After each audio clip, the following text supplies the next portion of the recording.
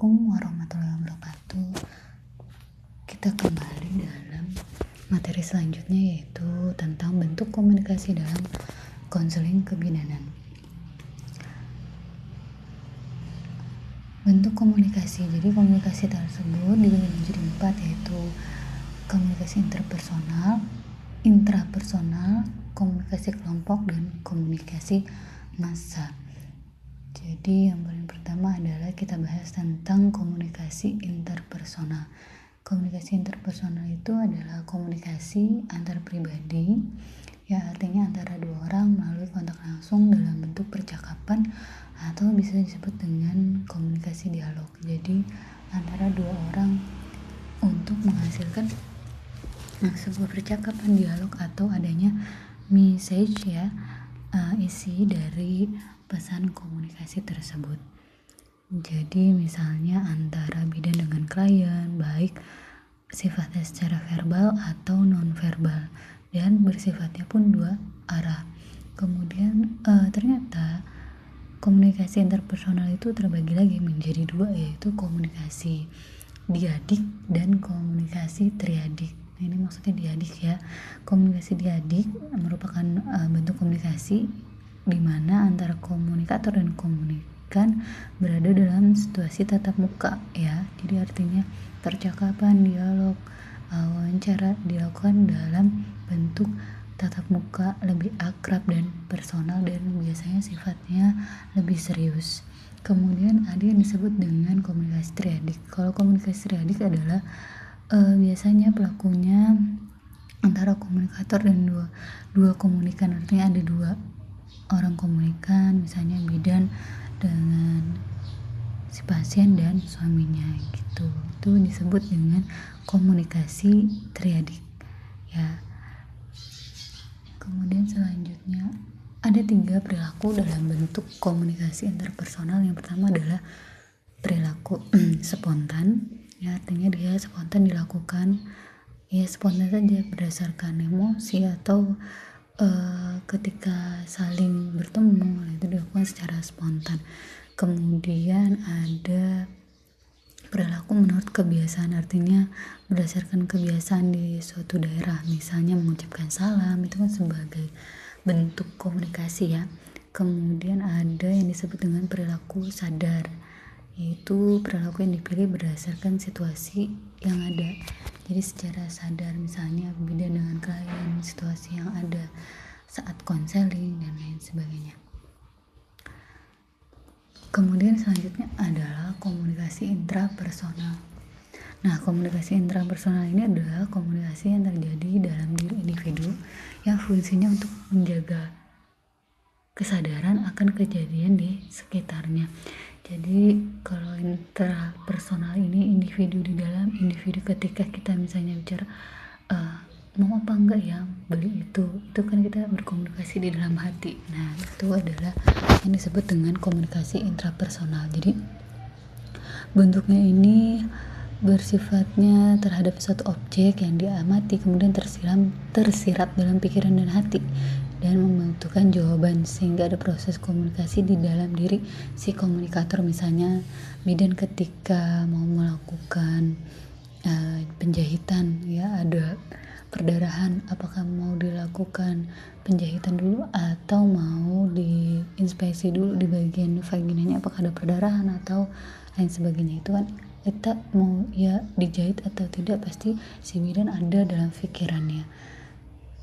Keputusan biasanya tergantung dari si bidan tersebut. Itu yang disebut dengan komunikasi intrapersonal atau diri sendiri. Kemudian ada lagi komunikasi kelompok. Ini biasanya adalah antara komunikator dengan sejumlah orang yang jumlahnya lebih dari 2 orang, atau kelompok. Jadi misalnya ada yang kelompok kecil, ada juga yang kelompok besar. Jadi ketika di komunikasi ketika di banyak orang, misalnya dalam penyuluhan, ya. Kemudian biasanya bersifatnya anggotanya lebih banyak, ya. Lebih biasanya kalau kelompok kecil itu sekitar 10 orang. Nah, ketika rapat atau ceramah atau kuliah atau diskusi. Kemudian ada yang kelompok besar, misalnya kalau kelompok besar ini orasi, demo, kan itu biasanya lebih besar ya komunikasinya, jadi kelompoknya lebih besar. Nah, kemudian lanjut ke tahapan dari komunikasi kelompok. Ada 2 tahapan ketika kita melakukan komunikasi kelompok. Yang pertama adalah tahapan gagasan, yaitu ketika komunikator dan komunikan saling mengemukakan gagasan atau ide ataupun masalah. Misalnya ketika penyuluhan tentang masalah gizi dan balita, ya, di suatu daerah tersebut banyak ternyata gizi balita yang kurang, maka dilakukan penyuluhan. Dan bagaimana si komunikator, si bidan yang melakukan penyuluhan dengan komunikan sama-sama mengemukakan ide atau gagasan dalam memecahkan masalah gizi balita tersebut. Nah, begitu. Nah, kemudian ada kedua, ada tahapan emosional sosial. Tahapan ini merupakan tahapan saling menjaga rasa kebersamaan dalam membina persatuan untuk menjaga keinginan bersama. Misalnya tadi, bagaimana caranya agar gizi balita meningkat, misalnya pemberian biskuit atau pemberian makanan bubur bayi di masyarakat. Nah, mereka sama-sama saling menjaga, saling membantu dalam pemberian bubur bayi tersebut, biskuit bayi tersebut untuk kelompok gizi pada kelompok balita. Seperti itu contohnya. Kemudian selanjutnya adalah yang keempat, komunikasi massa. Kalau massa artinya adalah komunikasi yang sifatnya umum, bukan pribadi. Nah, biasanya ditujukan kepada halayak semua orang. Bentuk komunikasi ini menyampaikan pernyataan secara terbuka melalui media.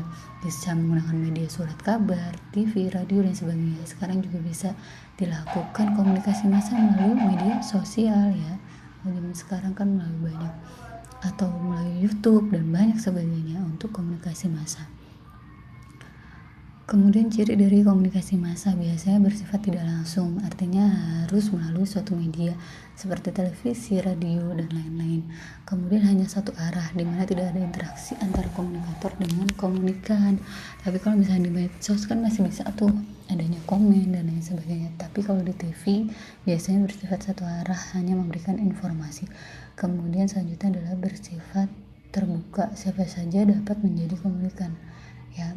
Biasanya komunikannya tersebar di beberapa tempat. Misalnya berita tentang adanya gempa, kemudian adanya banjir, itu kan beda-beda komunikannya, ya. Kemudian kalau kita di TV, maka kita melihat suatu informasi dari televisi. Nah, kita ada di Jawa Barat misalnya, terus di tempat lain ada yang di Papua misalnya, bisa jadi bersifatnya terbuka, jadi tersebar di mana-mana untuk komunikannya. Kemudian selanjutnya ada karakteristiknya, ya, bersifat umum, kemudian terbuka, kemudian heterogen, ya, artinya semua orang bisa, tidak hanya satu kelompok. Jadi mulai dari guru misalnya, kemudian ke tenaga kesehatan, itu kan beda ya, heterogen, ya.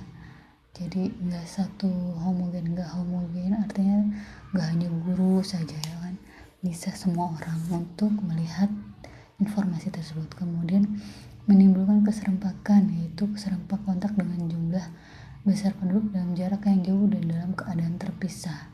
Artinya bisa dilihat siapa saja di dalam jarak yang jauh-jauh dan terpisah, kemudian lebih besar jangkauannya, ya, komunikannya lebih besar dan banyak. Kemudian hubungan komunikator antara yang memberikan informasi dengan komunikan bersifat non-pribadi, artinya ini secara umum, malah tidak saling kenal, gitu. Kemudian model komunikasi massa. Yang pertama ada yang disebut model jarum hipodermik, artinya komunikasi massa menimbulkan efek yang kuat, terarah, segera, dan langsung. Jelas kuat karena disebarkan kepada banyak orang. Kemudian biasanya orang-orang lebih percaya dengan berita yang ada di televisi, ya kan, radio, dan koran misalnya, dan lain sebagainya.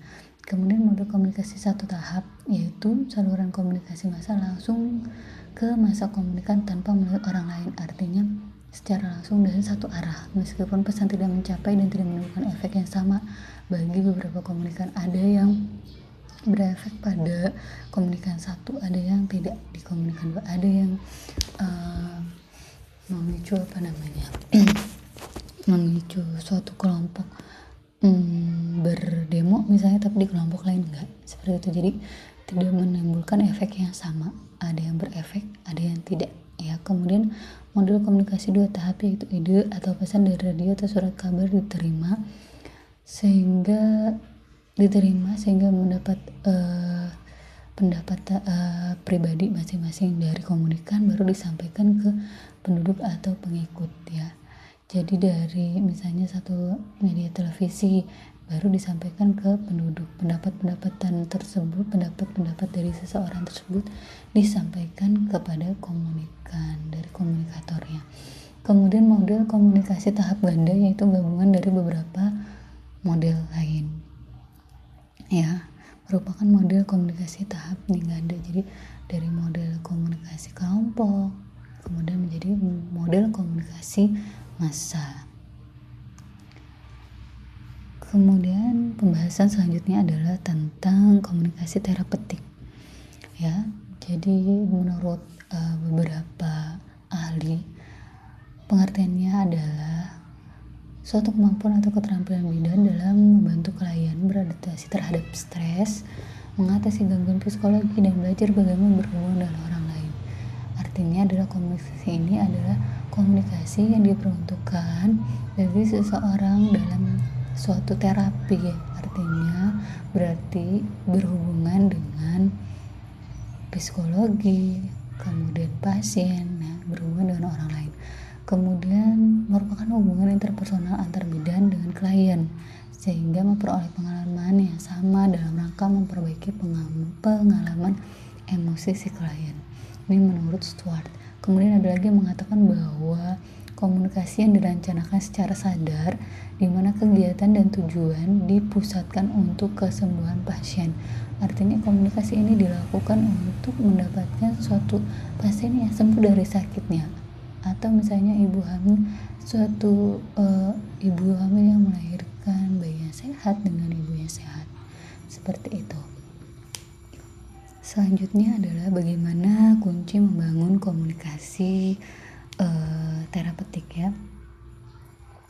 Yang pertama adalah kejujuran ya, artinya berarti si pasien dengan bidan sama-sama saling jujur. Pasien jujur atas masalahnya, kemudian bidan juga jujur atas tindakan apa saja yang dilakukan kepada pasien ya dalam penanganan si pasien tersebut. Kemudian yang kedua adalah lemah lembut atau berbicara dan meyakinkan.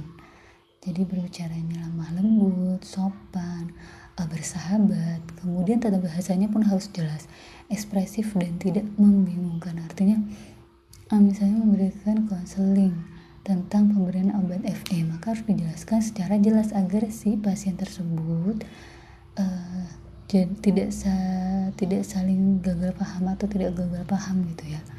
Jadi dia paham bagaimana cara untuk minum tablet FE tersebut, apa dampaknya jika tidak memberikan atau tidak meminum tablet FE tersebut. Nah, kemudian bersikap positif dan penuh harapan ke depan. Jadi jangan memberikan sikap negatif kepada pasien. Misalnya ketika pemberian tablet FE ibunya anemia, maka katakan kepada pasien bahwa insya Allah bisa si ibu untuk tidak anemia lagi gitu. Jadi hal-hal yang positif yang diberikan kepada pasien, jangan hal-hal yang pesimis atau nggak bisa nih bu karena ibu anemia sekali jadi tidak bisa melahirkan dengan normal dan lain sebagainya. Kita kalau misalnya memang bisa diusahakan, maka bersikaplah optimis ya kan, kecuali memang misal pada saat persalinan sungsang, pada saat persalinan tidak bisa, maka kita katakan kepada pasien bahwa tidak bisa lahir normal, seperti itu. Jadi hal-hal yang bisa sekiranya dirubah dan diusahakan, maka diberikan kepada pasien penuh harapan ke depannya itu lebih positif, atau harapannya jangan dipesimiskan harapan si pasien. Kemudian kelima adalah empati, bersifat empati terhadap pasien, merasakan apa yang dirasakan pasien ketika si pasien kehilangan bayinya misalnya, atau ketika pasien merasakan kesakitan jangan malah dimarah-marahin dan sebagainya. Kemudian keenam adalah memberikan sikap hormat kepada klien. Ya, jadi penuh hormat kepada pasien dengan menjaga privasi, ya, bahwa pasien adalah juga manusia, ya kan. Kemudian selanjutnya adalah responsif dan peka, yaitu mengerti perasaan orang lain, hampir sama dengan empati. Kemudian tidak terpengaruh oleh masa lalu klien, misalnya si klien adalah remaja yang hamil di luar nikah, maka kita tidak boleh bersifat negatif terhadap dia atau menjadi antipati, harus berempati. Tidak pengaruh dia hamil di luar nikah atau seperti apa, karena tetap saja kita harus membantu persalinan si pasien tersebut. Kemudian selanjutnya prinsip-prinsip dari komunikasi terapeutik. Yang pertama adalah bidan harus mengenali dirinya sendiri, yang berarti menghayati, memahami dirinya, serta nilai yang dianut. Artinya mengenali diri sendirinya bahwa dia adalah seorang bidan yang harus membantu ibu-ibu hamil yang untuk selalu sehat, bayi sehat, ibu sehat, seperti itu. Jadi bagaimana si bidan itu harus berinteraksi dengan ibu hamil, atau misalnya di pedesaan berinteraksi dengan paraji, jadi harus menempatkan dirinya, harus mengenal dirinya sendiri. Kemudian yang kedua adalah komunikasi yang bersifat saling menerima, saling percaya, dan saling menghargai. Artinya si pasien bisa menjadi percaya terhadap kita, bisa terbuka kepada kita atas kehamilannya, kan sebagainya. Kemudian bidan harus menyadari pentingnya kebutuhan pasien, baik fisik maupun mentalnya si pasien. Jadi nggak hanya fisik tapi psikologisnya ibunya. Di prinsip asuhan sayang ibu ya dilakukan asuhan sayang ibu kepada si pasien, menjaga privasi pasien. Nah itu bagian dari fisik ya, menyadari kebutuhan fisik maupun mental si ibu. Kemudian menciptakan suasana yang memungkinkan seorang pasien bebas berkembang tanpa adanya rasa takut dia cerita atas apa yang dialaminya gitu. Jadi suasananya lebih cair, nggak tegang dan sebagainya. Itu dalam memberikan konseling kepada si pasien. Kemudian mampu memotivasi pasien untuk mengubah dirinya. Misalnya tadinya nggak mau minum tablet FE, maka menjadi mau minum tablet FE. Nah itu kan berarti adanya komunikasi kita, konseling kita mengubah perilaku si pasien. Kemudian bidan mampu menguasai perasaan sendiri baik suka maupun duka. Artinya ketika misalnya dia sedang ada masalah, tidak terbawa ke pasien, menjadi suka marah-marah ke pasien, tidak berempati terhadap pasien, enggak ya. Jadi walaupun dia happy, si bidan lagi happy ataupun lagi ada masalah, harus selalu bersikap baik terhadap pasien, jadi nggak terbawa secara profesional. Jadi buang-buang masalah yang diri sendiri ketika saat berhadapan dengan pasien. Kemudian mampu menentukan batas waktu yang sesuai dan dapat mempertahankan konsistensinya. Artinya ketika konseling ya, jadi tidak terlalu lama, tidak bertele-tele. Kemudian memahami betul arti empati sebagai tindakan terapeutik ya, yang tadi dijelaskan bahwa harus merasakan apa yang dirasakan oleh si pasien. Kemudian kejujuran dan keterbukaan sebagai dasar komunikasi terapeutik ini diperlukan, karena ketika pasien jujur, terbuka terhadap kita jadi bisa menggali apa yang dibutuhkan oleh si pasien, kebutuhan si pasien tersebut, ya kan. Misalnya dia tiba-tiba datang dengan flek ya di usia kehamilan trimester pertama, kita tanya nanti kenapa terjadi seperti ini, apakah dia kecapean atau sebab lain apa, dia bisa jujur dan terbuka terhadap kita. Karena itu tadi kita merasakan atau berempati ya, ketika berempati maka mereka si pasien dapat jujur dan terbuka kepada kita. Jangan ketika pasien datang terus tiba-tiba flek langsung diberondong pertanyaan, misalnya ibu habis berhubungan ya dengan suaminya jadi seperti ini dan lain sebagainya. Nah jangan seperti itu. Jadi komunikasikan yang enak, sifatnya santai tapi juga serius ya, memberikan konselingnya sehingga si pasien tersebut paham atas apa yang kita berikan, konselingkan. Kemudian memiliki kemampuan sebagai role model ya, mendapatkan keputusan dengan menolak orang lain secara manusiawi. Artinya adalah misalnya kita memberikan konseling tentang PHBS di rumah ya untuk masyarakat, maka kita harus ada jadi role model. Rumah kita juga harus bersih ya kan, PHBS di rumah kita juga harus dijaga dan lain sebagainya. Kemudian berpegang pada etika serta dalam mengambil keputusan berdasar prinsip kesejahteraan manusia. Berarti kita harus punya etika, sopan santun, makanya ada kan etika legal dalam kebidanan. Nah ini kita harus beretika sesuai etika dari norma yang ada, jadi harus sopan dan lain sebagainya. Kemudian bertanggung jawab dalam 2 dimensi, yaitu pada diri sendiri dan pada pasien. Artinya kita bertanggung jawab sebagai bidan, kita berusaha memberikan pelayanan terbaik kepada pasien. Kemudian kita juga harus bertanggung jawab atas apa yang kita lakukan pada pasien. Jika memang ada kesalahan maka harus diperbaiki ya, dilakukan secara jujur. Kemudian yang selanjutnya adalah menurut Egan ada 5 sikap dalam komunikasi terapeutik, yaitu saling berhadapan-hadapan, kontak mata, kemudian membungkuk ke arah klien. Kalau membungkuk ini berarti memberikan sikap empati terhadap apa masalah klien. Kemudian memperlihatkan sikap terbuka, artinya tidak menjudge klien ya, biarkan dia cerita apa masalahnya. Kemudian tetap rileks, santai, tanpa seperti suasana yang tegang atau menghakimi, seperti itu. Selanjutnya teknik komunikasi terapeutik. Ada banyak teknik komunikasi.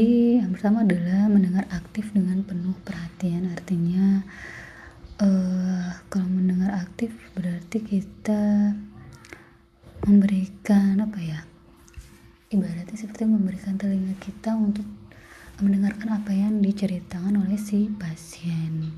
Biasanya dapat dilakukan dengan pandang klien dan keluarga saat bicara, kemudian mempertahankan kontak mata untuk mendengarkan sungguh-sungguh ya. Kemudian sikap tubuh yang menunjukkan perhatian dengan membungkuk atau memegang tangan pasien ya, artinya berempati. Kemudian tidak menyilangkan kaki atau menghindari gerakan tidak perlu, condongkan ke tubuh ke arah lawan bicara, yaitu untuk mendengar aktif. Kemudian menunjukkan penerimaan, misalnya contohnya adalah mendengarkan orang lain tanpa keraguan, tetapi bukan berarti bidan menyetujui semua hal ya. Misalnya ketika memang tidak setuju maka boleh menggelengkan kepala atau mengerutkan dahi atau wajah. Nah, contoh sikap yang menyatakan penerimaan misalnya dengan mendengarkan tanpa memutus pembicaraan, memberikan umpan baik verbal, mengangguk misalnya jika setuju, kemudian